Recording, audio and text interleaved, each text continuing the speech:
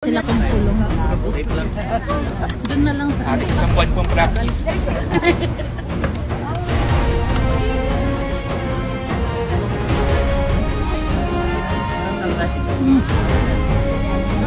Huwag po natin dumugin, guys. Hello, Hi, ma'am. Okay, magandang araw sa ating lahat, mga kapartners. So, sir, naitugod si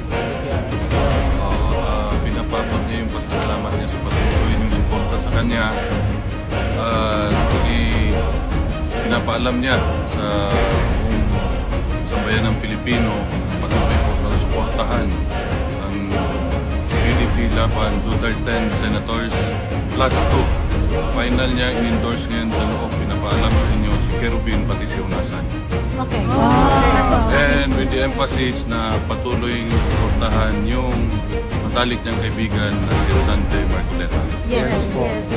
Yun po at maraming salamat sa inyo.